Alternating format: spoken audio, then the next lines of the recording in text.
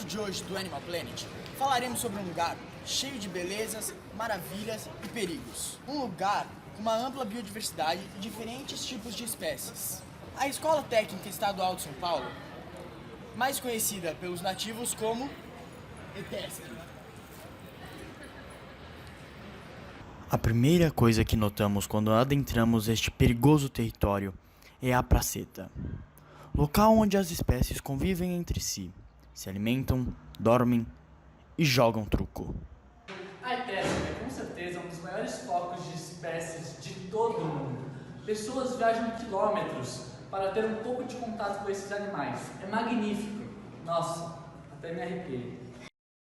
Entre os animais que vivem neste ambiente estão os gatos, felinos muito comuns nessa região, que com seu aspecto fofinho chamam a atenção de todos, escondendo suas verdadeiras intenções sobre os olhos de todos.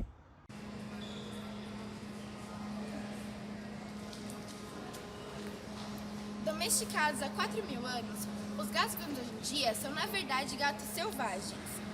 E o seu nome científico é Feliscatus. Eles são descendentes de leopardo, de guepardos, tigres, onças e leões. E atualmente eles são gatos domésticos, são de estimação, mas antigamente eram considerados deuses.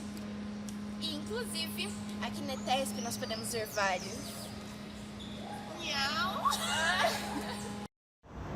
Já no céu, os pássaros demonstram sua maestria, voando para todos os lados, mostrando suas asas e sua beleza, pousando nos galhos das árvores e dominando os ares.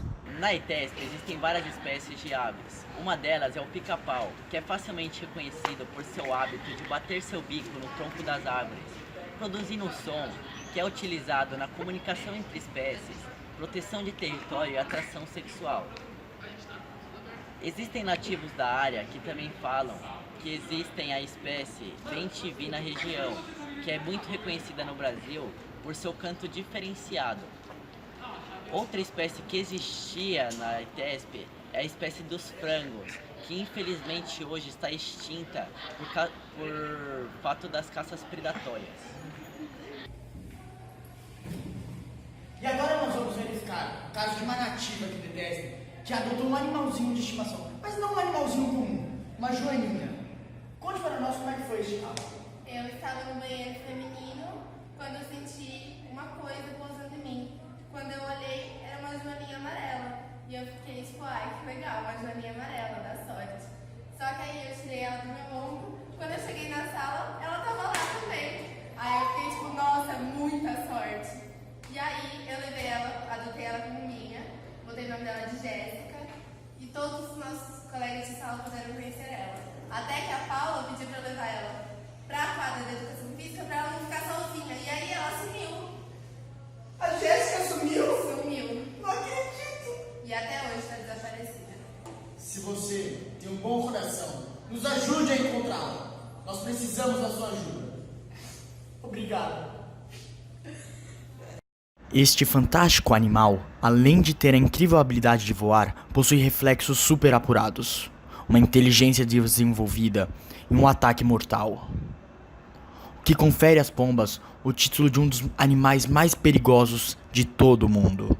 Esta é a espécie Columbia livre, mais conhecida como pombo comum. Sim, o pombo que nós vemos todos os dias, indo para o trabalho, indo para a escola. E ele é da família da Columbidae, uma espécie de aves.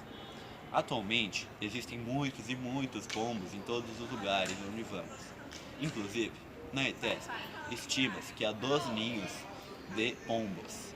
Então, e com muitos e muitos pombos, que pode ser algo até prejudicial para nós, já que os pombos são os agentes causadores de muitas e muitas doenças. Por serem animais extremamente perigosos, não é nada incomum casos de ataques de pombos, como o da senhorita Matilde, que nós vamos ver logo a seguir. Agora, você, moça, conte para nós qual foi sua experiência com este ataque. Eu estava andando tranquilamente na praceta, comendo meu bolinho da casa suíça, quando de repente eu avistei aquela criatura me encarando com seus olhos vermelhos e com suas garras prontas para me atacar. Ela começou a vir na minha direção e eu corri muito. Felizmente eu consegui escapar. Agora parece que eu nasci de novo. Apesar disto, as pombas possuem um lado doce, coisa que nosso querido amigo e pesquisador Thiago Meira pôde perceber ao ver uma pomba no chão da praceta, toda doente. Muito estranha também. Mas ele se comoveu e decidiu lutar pelos seus direitos. Então, Thiago, conte para nós um pouco mais sobre sua luta pelas pombas. Bom, é uma luta constante e diária, porque apesar de parecerem animais feroz, elas têm coração. Realmente, e o que você faz por estes animais? Bom, eu promovo o evento de proteção das pombas e alimento elas e até converso. Peraí, então você conversa com as pombas? Mas é claro. Mesmo com toda a diversidade de espécies presentes no campus, a que detém maior concentração é a chamada Ethespianus alumnus. Esta espécie é oriunda de diversas regiões do estado de São Paulo e se subdivide em 3 categorias: alumnus primários, alumnus secundários e alumnus terciários, também conhecidas como primeiro, segundo e terceiro ano, ou simplesmente bicho, verme e veterano, na linguagem nativa ethespiana. Aqui na praceta, nos deparamos com a espécie Alums primários. Ela é conhecida pelo seu aspecto mais juvenil, animado e esperançoso. Mesmo de longe, é possível observar a interação característica deste grupo. No início eu achei bem cansativo por conta que eu ficava de tarde, antes eu só tinha aula de manhã, né?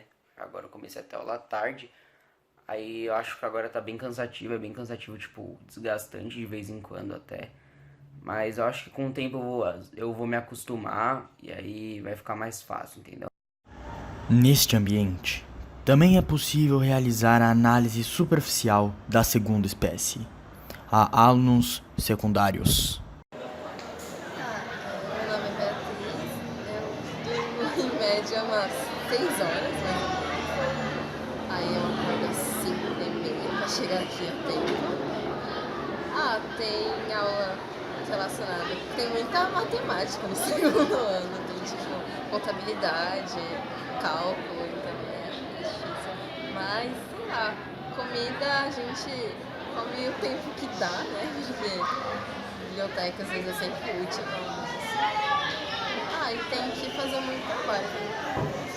Tem muita coisa de, sei lá, de ficar entregando em prazos muito.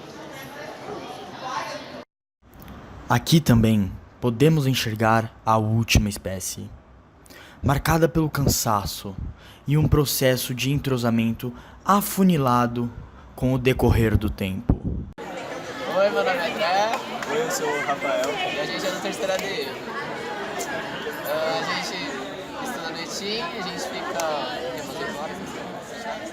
umas 8 horas na escola por dia.